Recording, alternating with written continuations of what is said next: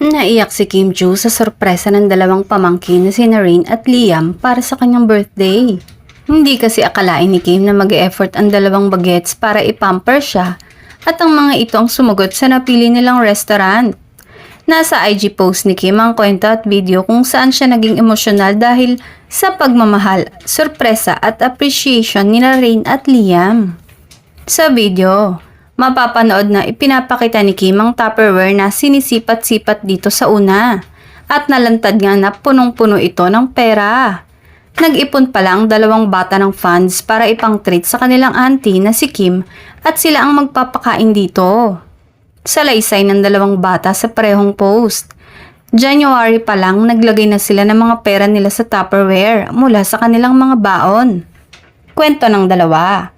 Pinalampas nila ang bumili ng pagkain sa kantin o bilhin ng iba pang personal stuff nila para lang may maiambag sila sa iipuning pera.